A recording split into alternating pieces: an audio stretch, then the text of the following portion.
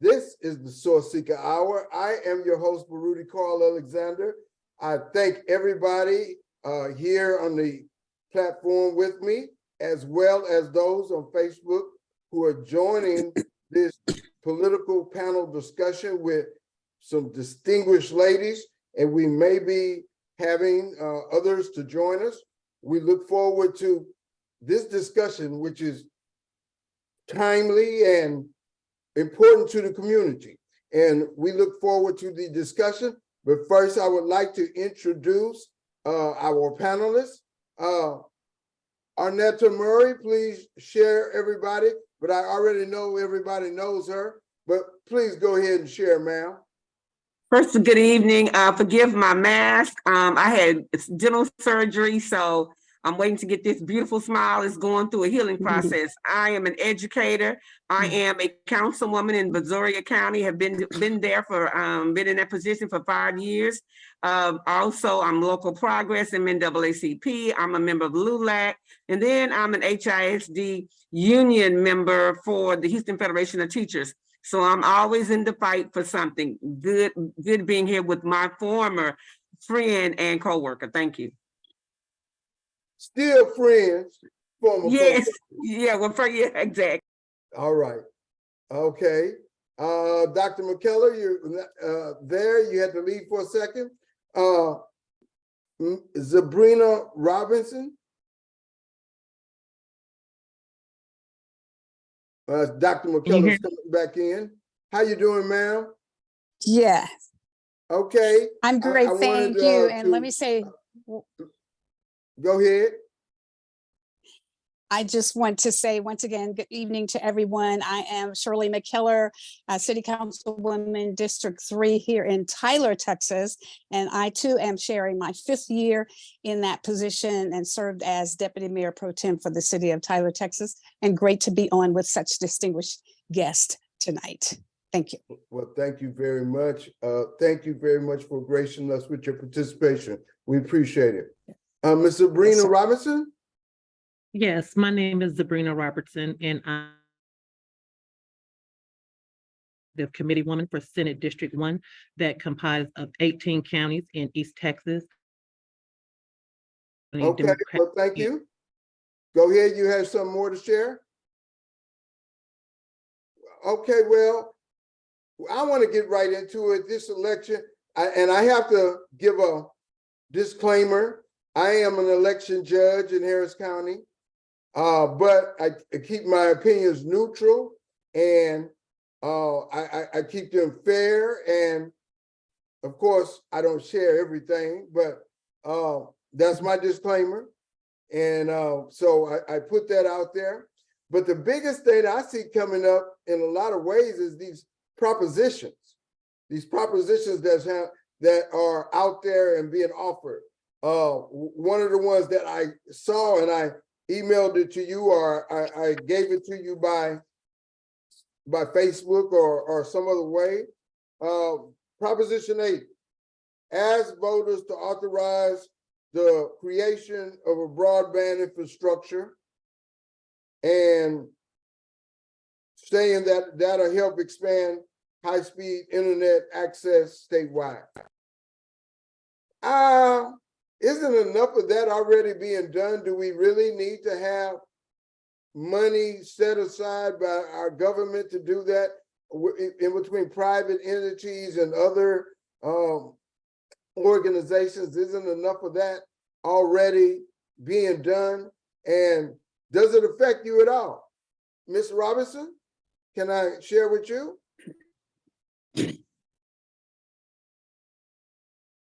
I believe it is necessary because funding and the not coming to all areas. And a lot of times where you're coming into low income areas, either Your push to the bottom is going of in and out. I apologize. That's another. In rural areas, you don't get the same connectivity. You have private entities that are implementing broadband and things, but in the smaller cities, smaller towns, they are not getting that same infrastructure. So putting this in place will ensure had it before to have it. And as you mentioned, my connection is poor in my area. Okay.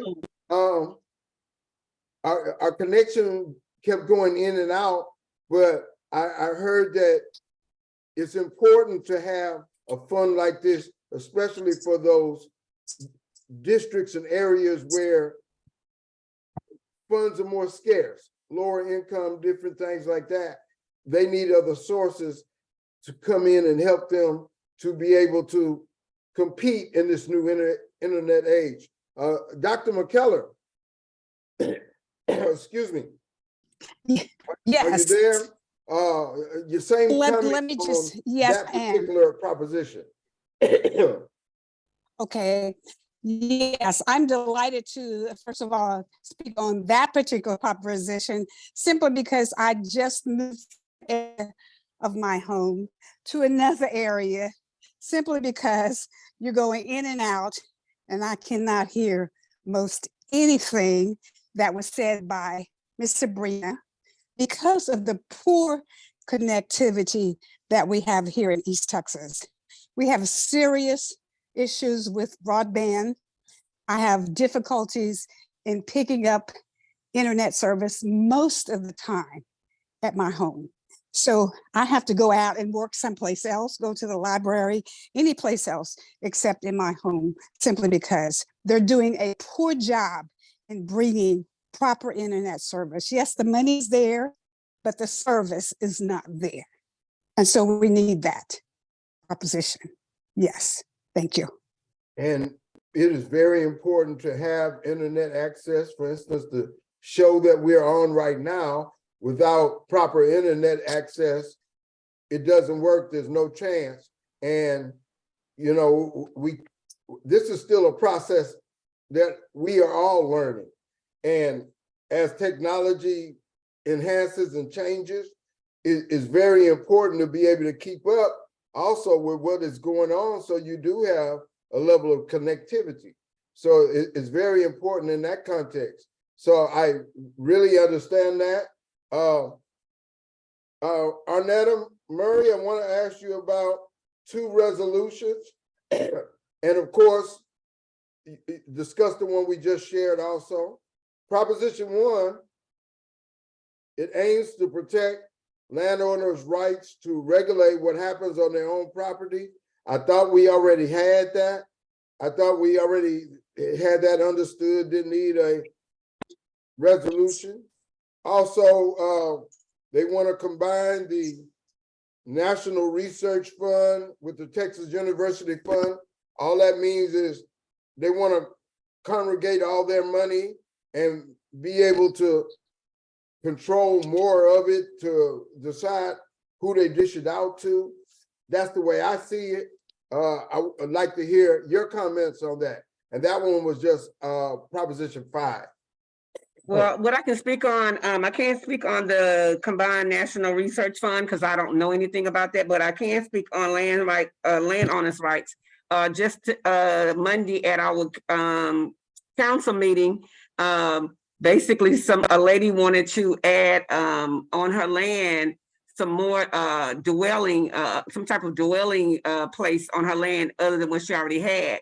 Now, others voted for it not to happen because she had to seek a variance, because I guess according to the land ownership, it's changed, you know, the rules changed from, I think, from city to city, from county to county, honestly.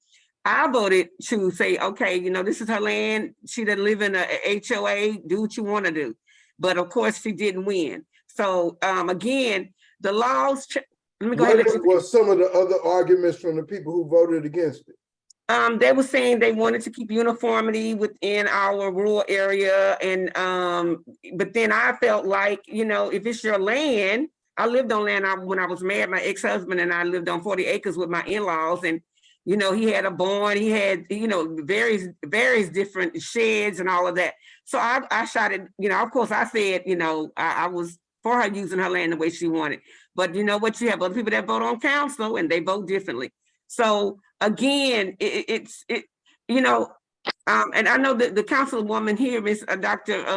McCuellar, knows this. You know, things change. The ordinance changed. People want variance. A variance means that they want to change something that we have set in order. It's a whole Zebrena and Miss Robertson as well. It's a lot of things that change. I'm learning this as I've been on council. Things change and people need to get awareness. Let me say this, then I'm done. Let me say, I voted for the broadband. One thing I wanted in the rural area, they don't have it.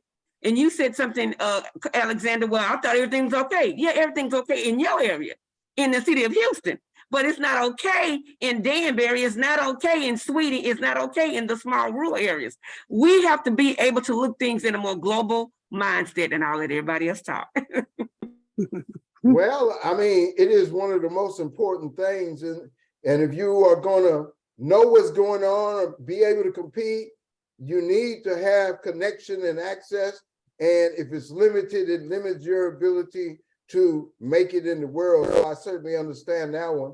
I think that one is kind of clear, and I'm a proponent of it. So I just put that out there. Ms. Robinson, what out of any other ordinance did you want to share, talk about, get people to understand about? Well, one thing I would like to emphasize is that the city council meetings, a lot of discussion and information is shared there, and they make this affect our lives. But if there's no representation for your neighborhood and your community, so making sure that you are aware and keeping the community aware of what's going allocated to your area is not redirected to other places. And that's what a lot of times a notice saying, you know, they're going to have a city council meeting. And if there's no one there to object to anything, and they'll move forward and reallocate funds to other areas. And then you wonder why you're not getting proper broadband access or any type of economic development going on. Emphasize supporting people like Dr. McCuellar and Ms. Murray that's on and whatever efforts they're trying to do to improve our communities, because they need our support. So if your presence will speak volumes, and then that way we can ensure that we're getting the proper resources. Okay, I wanted to share back what I was hearing you saying, because it did keep cutting back and forth out. But the gist of totally what you were saying, I think, is we got to be there to let them know what's important. And if we're not there, then they'll just move on like we're irrelevant and so forth. So we have to be there. We have to let them know that we care and be there to speak up. And I do understand that. And that has always been the case. And there was a time when they legislated as well as physically enforced us not being there. So it's a very important to take advantage of that as much as we can in this day and age. Dr. McCuellar, same Yes, sir. comment, question to yourself. What are the other propositions that you want to share, talk about, let the audience know about? Okay, so let me just say that Ms. Zebrena nailed it when she said that it's so important for us to make sure our constituents show up at city council meetings sometime, because I can tell you that I can see people on the other side of the city that packs out our council each Wednesday. But the things that really affect some of us in my community or in the community where the people who look like me don't get a chance to come, and not everybody is not retired.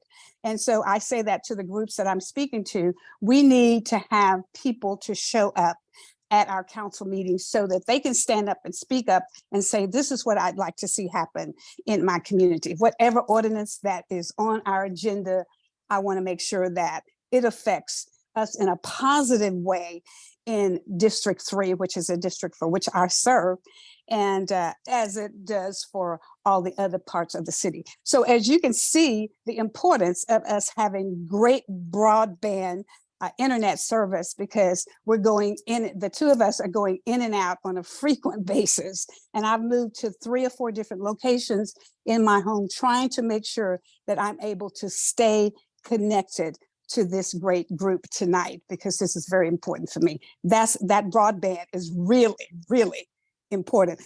Tyler, Texas, which is where I live, is the metropolis of East Texas.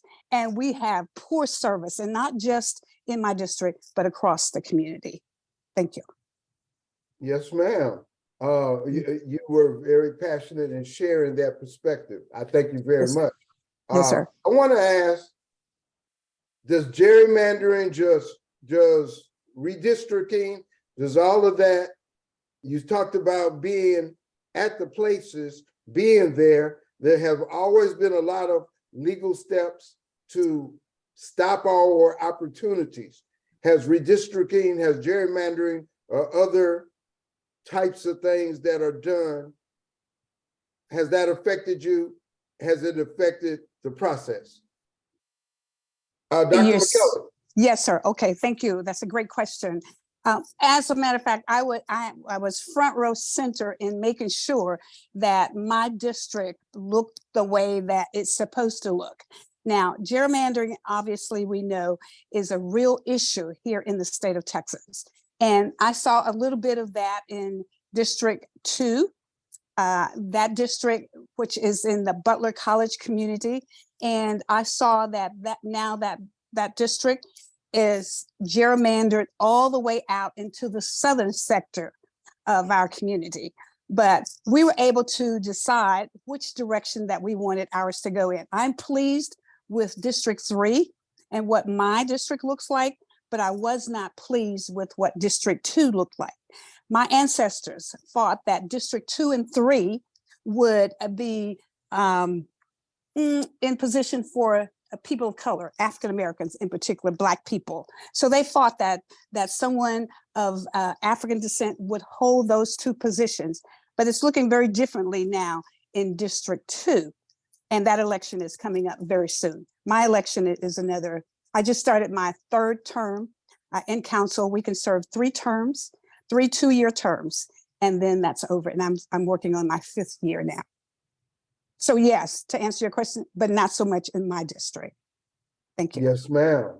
Arnetta Murray, what do you say about the effects of gerrymandering, redistricting, and other things that they come up with? Well, you know, in Missouri County, of course, gerrymandering is was an issue. As you know, I ran for a county commissioner. When I ran for county commissioner, we turned the numbers purple, but basically it goes from red, purple, then blue, Miss Robinson. And then I was able, thank God, to turn it purple. But our wonderful commissioners, along with the different legislatures, state representatives, decided to gerrymander, to change the lines. And guess what? They made it to where if I run again for commissioner, it's going to be hard because they changed those lines where it's a little bit more, it's more red. And in the city of Olive Colony, which is one of the fastest growing cities in Missouri County, especially where I live in city of Olive Colony, it was blue. It's really blue. But because they did those lines, and be clear, I went to the state legislature to fight. I spoke up. I emailed. I did it all, and they still changed it. So yes, Carl, I'm just gonna be on Mr. Alexander. It has affected us tremendously. I was thinking about running for another race, and I'll be done. State Senate race. The way they drew the lines up, they're in 5 different counties, and the counties are red, and maybe 1 is blue, and that's why this particular state senator is in that position. So yes, gerrymandering is real in the state of Texas. and it always has been, in my understanding. And of course, even the case of the governor's race, it all looked like Beto had a chance, but the DNA of this state is still red, and you know, he got beat quite handily. And so we have And to, even though we got a lot of progress as Black people, we have to remember we still got a long ways to go. let me say this, and I'll be done. Comment on that, Ms. Yeah, Zebrena? oh, can I real quick? Let me just interject for a minute, Go ahead. Sabrina. I'm sorry, Sabrina, give me 1 minute. Let me, 1 second, 10 seconds. Bottom line, they've done that. They move the goalposts all the time, Sabrina. They are moving the goalposts. No, if we move to the right, they're gonna move 10 to the left, and I'm gonna let you talk. Amen. Well, actually, Texas is not necessarily a red state, but we are There a you go. non-voting state. That's And it. that's why it's so important that, like, when Dr. McCuellar and Ms. Murray is, when they attend their city council meetings, it's good for them to come back to the community and relay the information that's going on, so we could be aware, because people think they only should vote in presidential elections. And of course, the president election is important, but our president really is just a figurehead. He doesn't run the government. Yes. Really, Talk. is really your House representatives, and those are the ones that are gerrymandering these areas. Like, for instance, our counterpart has planned 10 years ahead. They was waiting for the census, and then they come into gerrymander because they know we have areas that are deep blue and they could get unseated. So what they do is they gerrymander these areas so it's harder for you to win. Yes. But if people will start voting, and it doesn't matter who you vote for, but if you voted, that can make the difference and change the tide of where we are. And gerrymandering is important because it allocates funds from the federal government down into your counties and in your communities.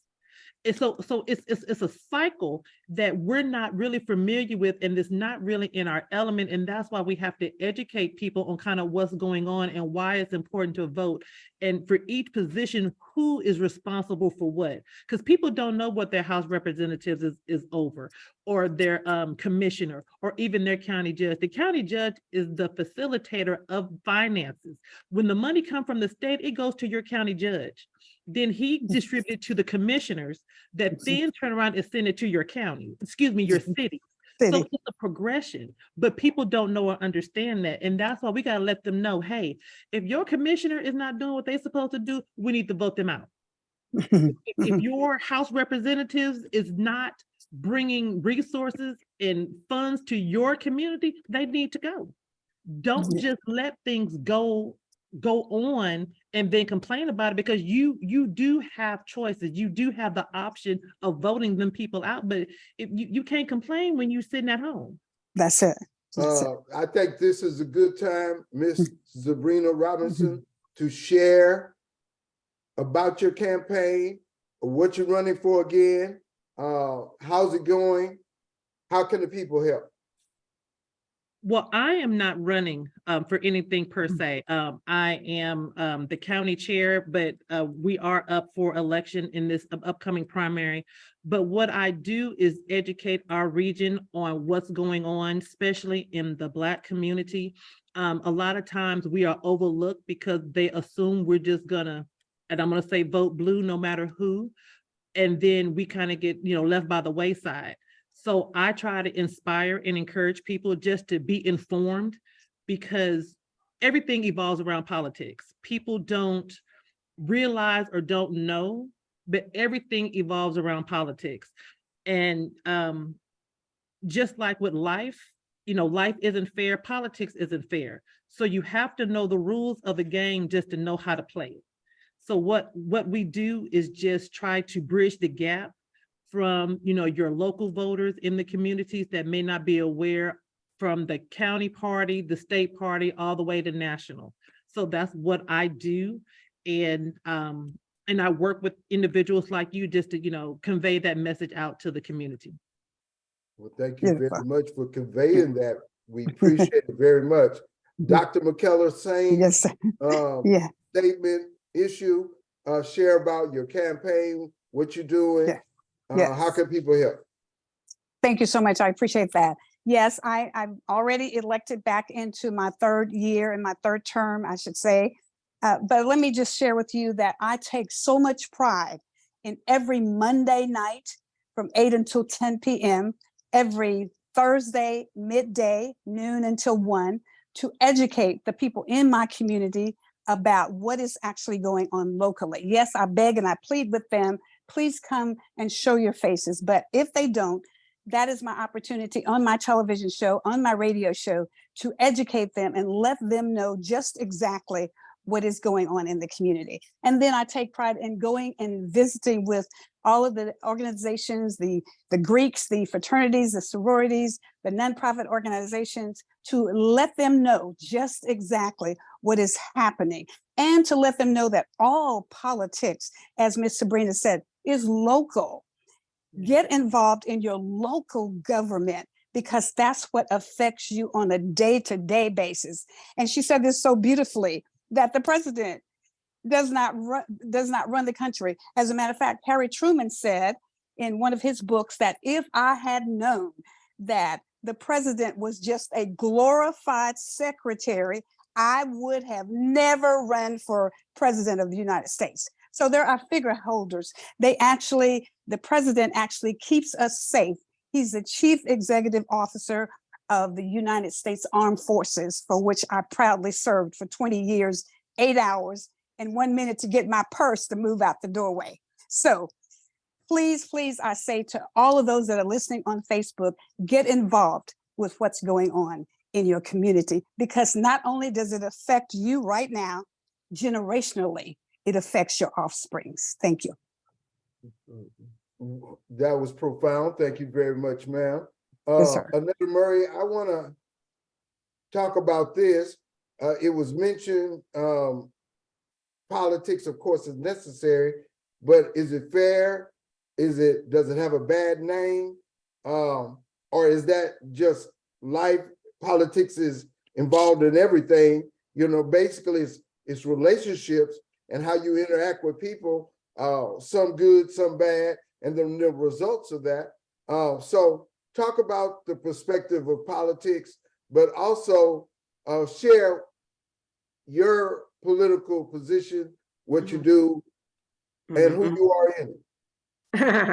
Well, first of all, thank you for having me, Mr. Alexander. I worked with him at the Harris County Department of Education. When I say we worked hard, we worked hard. And I'm still working as an educator. I hope to retire real soon myself. But right now I'm on the battlefield for our teachers. You're right. Let me be very clear. We always put down politics and say how it's corrupt. Honey, education is corrupt. I'm fighting with HISD right now, and that's because of some corruption. So I think in every facet of life there is corruption, but we tend to highlight politics. But let's be clear, I love to be honest. There are a lot of good people like myself, Miss Zebrena, Dr. Shirley, I'll say that for right now. Okay. We are trying to do what's right. I get so tired, and it's not just you, Alexander, it's other people focusing on the negative. I can't focus on the negative. I got to focus on what I can do to make sure what we are fair. Let me be clear.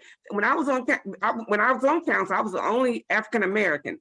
And then later on, by me pushing appropriately, nicely, kindly, now we have more African Americans on council. And so, but it's always been corrupt. Politics, let me say this: politics are not corrupt. People are corrupt. There you go. so let me be very clear, because I'm in the politics. So all these two ladies, and we're not corrupt. We're not corrupt people, if you will.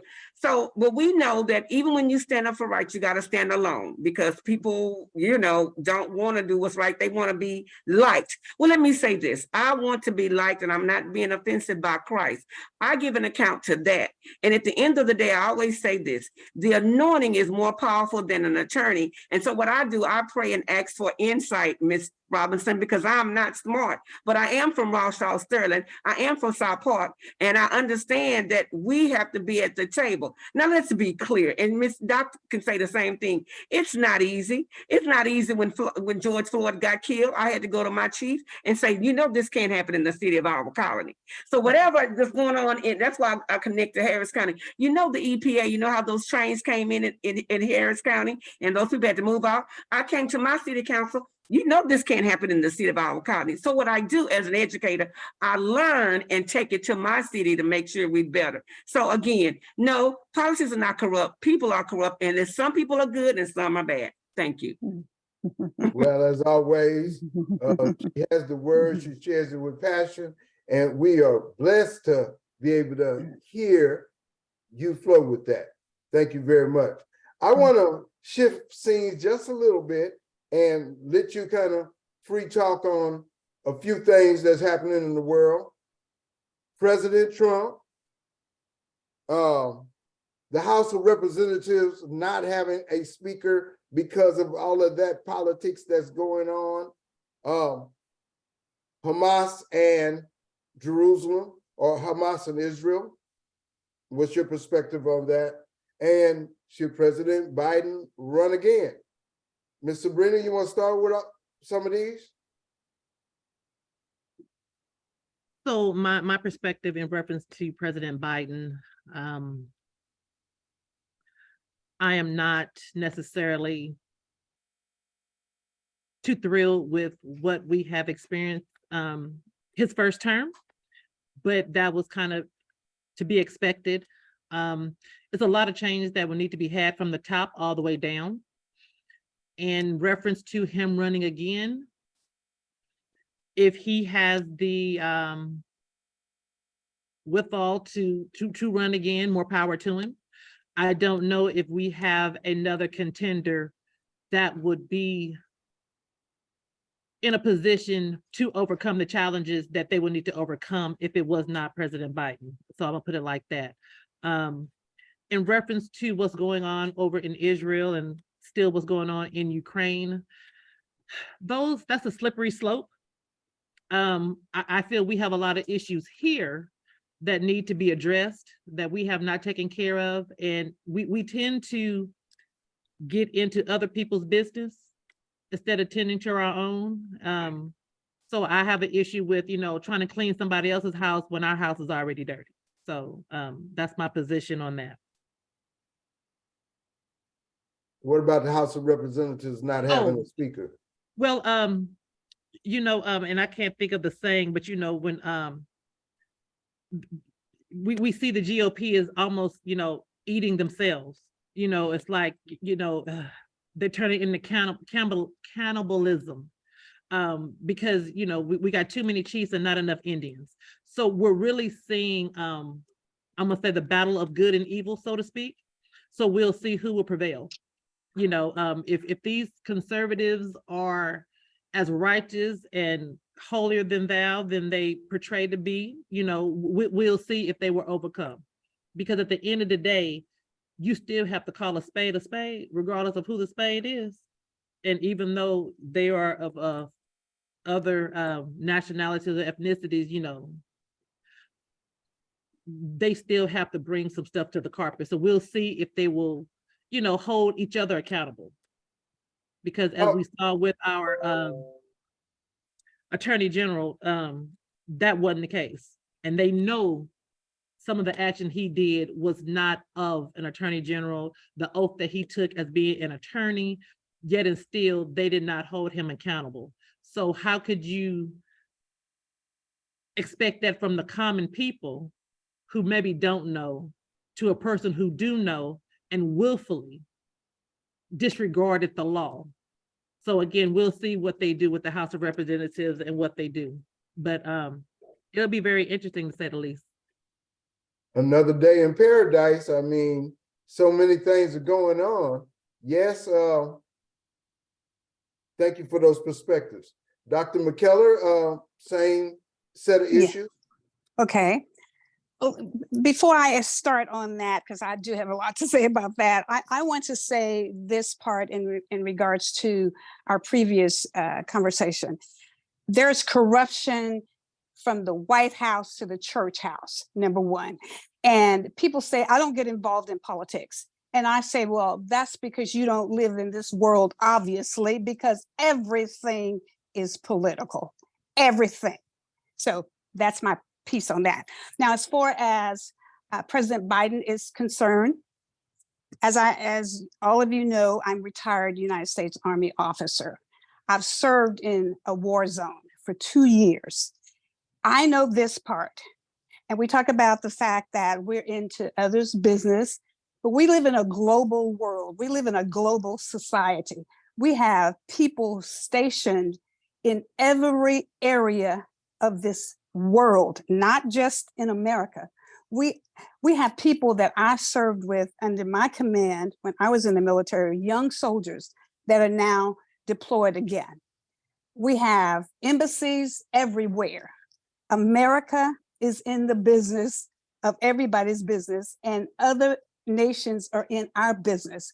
We have to work toward world peace. Yes, we have borders around America, but once again, except for Vietnam, we have military installations everywhere. World peace is important. We don't want a third world war. So therefore, we have to be involved in, America is looked at as the country who brings about peace. Now, a lot of people don't know the things that President Biden has brought to this country. And I want to name just a couple or so. I'm a medical person, so healthcare is very important to me. So lowering the cost of healthcare and drugs and insulin, we have so many that look like me and you and all of us on here, African Americans who are diabetics that have had to pay large amounts of money for insulin.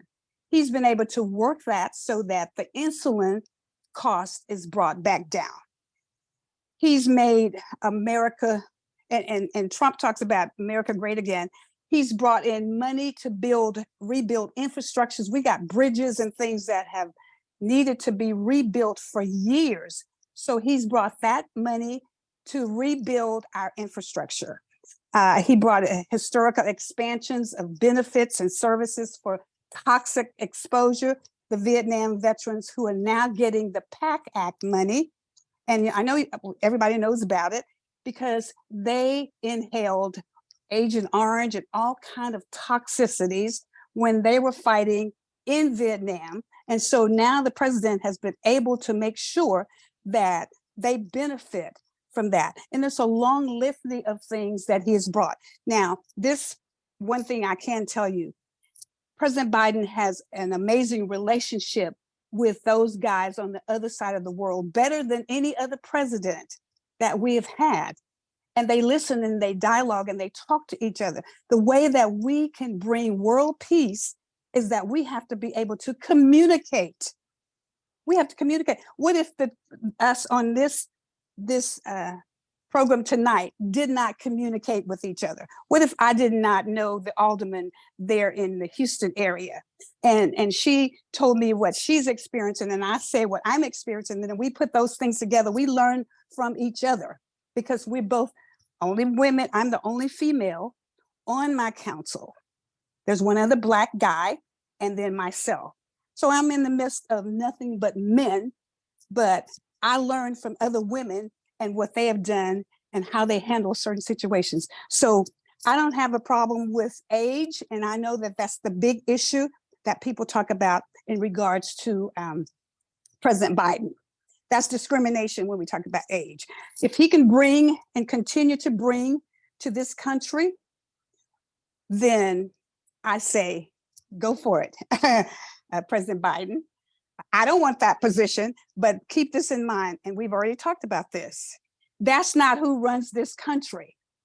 Congress and the Senate, and that's who we better watch that's in that position in this country. Thank you. What is your comment on them not having a speaker? Okay, I'm glad you brought that out. The Republicans are changing the trajectory of this country. They are ruining things. The Democrats are taking care of business. As we know, Hakeem Jeffrey has gotten 212 votes. He got it again today. And these election deniers, they're fighting one with the other. And the reason why they can't get where they need to be is because they are election deniers. And then number two, because the Republican Party is not together. They're not working together. It's not important to them. And I know you're going to talk about corruption. There's all kinds of corruption that's going on. We know the corruption that's going on. We've seen the corruption. We've heard about it, and nothing is being done about it, from the Supreme Court all the way down. So I think Hakeem Jeffries needs to be the Speaker of the House, so we can move forward, so that Tuberville can get out of the way, so that the one Jordan can get out of the way, so that military personnel can move forward and move from one place to the next. Some of them are having to pay their own travel in order to get their children to get into schools when they're getting promotions and getting to be placed in different military installations around the nation and around the world. So I say, let's elect Hakeem Jeffries so that the money can filter to the governors and then down to the states or counties and the cities within those states. They are Thank you. discussing changing the rules so that this won't happen ever again. And when I saw it, I believe Hakeem Jeffries had 212 votes. Correct. At that time, Jordan, I think, had 210 or so. And then somebody else had some. Do we have an update on, have they No.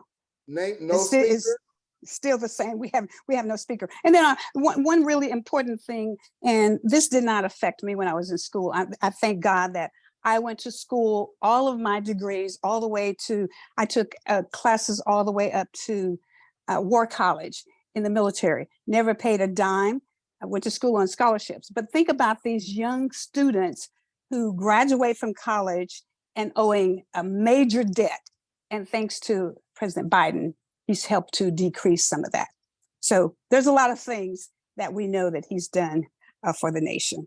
I thank you for your time. I want to say, in my opinion, we do have another candidate who could fill kind of that status, that role. I think Gavin Newsom, the governor of California, is primed to be able to take care of it. I think a lot of people are concerned about Biden's age, but also they're tired of Donald Trump and that particular circus that is going on. Now, he has some, of course, rabid fans that are all with him and so forth, and that'll be a segment of the community, maybe 25%, but I say 75% is tired of what's going on with Donald Trump and so forth. So we'll see how things end up in our interesting democracy that we have. And, well, Mr. Alexander, may I say one thing? We have to be really careful on when we talk about age, because that's discrimination. And so we gotta watch our tones when we talk about ages. And you know that. Dr. McCuellar, I agree with you. But as you know, the polling and what people are saying, right, matches what they're concerned. So I'm just saying what is being said. Right. I personally don't want Trump. I prefer someone else at this time also, but we gotta see the conditions of the world and everything that is going on also. And that particular timing, it might be not time for anybody new, as you said, the relationships that Biden has with other countries, and to keep a lid on the powder keg. There's a powder keg going on, and so it's just a higher thing than our desires. It's about what's best for the world. Yes, sir. So, I do recognize that, and we are toward the end of this great panel discussion. I want to share, thank you, Ms. Zebrena had to leave, but I want to share that I thank you very much. This is the 142nd episode of the Sourceseeker Hour, and we've been doing this a while, and it's very beneficial and appreciative. Arnetta Murray, give us your final political world on what you see happening, and share how people can get involved with you. I think Dr. McCuellar has said it all. I've seen her at the Texas Municipal League. That's right. Yeah. Oh, I know. We have to go there. That's very vital. That's where elected officials from across the state of Texas goes, Alexander, for training and various resources. What I can just say is that, and to end it, is that people need to get involved. They want to know who their teachers. They want to know who their teachers are. Well, you need to know who your elected officials are. Yes, That's important. So that's what I could say, and just stay involved. And even when things don't go your way, at least you put your voice to something. That's So it. that's what I want people to understand. Put your voice to it. You want to know who your teachers are? Then know who your elected officials are. And thank you. Thank you very much. How can people get involved with you? Oh, they can get involved. I mean, what I do, I'm at the City of Iowa Colony. Thank God we have a website. When people can't, we can't get the information out to them, they can come to our website. But I'm the City of Iowa Colony. I'm LULAC, I'm NAACP, I'm a community leader. Just look me up. You can Google me. You can Google Dr. McCuellar. Anybody that is our elected official is on Google. Thank you so much. Right. And that's Arnetta Murray, people. Just Google her, she'll come up. She's everywhere. Everywhere. Shaw Sterling, baby, first. Yes. We just had our all Sterling reunion. I will say 1981 first place in the Soul Train line by a unique Michael Jackson solo performance. Yes, that was me. So, Dr. McCuellar, yes, sir. Share our final word on the state of politics, what you see and what you hope to accomplish still. Thank you. I appreciate that, sir. First of all, let me say thank you so much for inviting me in, and congratulations to you on your 142nd. I'd love to invite you and Councilwoman to come and join us on one of these evenings on my radio show, as well as my television and radio show, which is joint. We're on Roku Television on Thursday from midday until 1 o'clock. But I too say that we need more people involved. And I also say that take a look at who we elect in our areas on as far as our Congress people, and then in Austin, Texas, as far as our representatives. We know that we're in session, a special session again, trying to put money in, voucher money, public education money into private institutions. I have no problems with private schools. My daughter went to a private school, but we paid for that.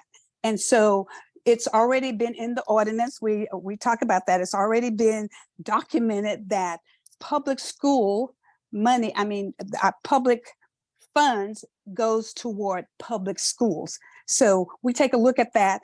Educators touch every one of us. I don't care what profession you go to, whether it's you become an attorney, whatever you become. Thank you, ladies and gents, for educating our world. And so because they touch everybody, then we should pay them their worth. And so I want to see, I have a lot of educators in my family. I'm my husband, educator, administrator, and retired. So I want to see the increase. If we pay, and I love football, but if we pay our football players the kind of money that we pay, we need to pay our educators, because they touch the lives of those football players as well. So thank you so very much for this grand opportunity.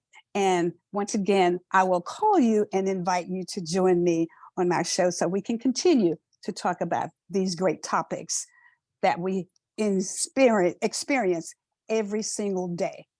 And finally, it affects us what happens in our local politics. So get involved in local politics. Thank you, sir.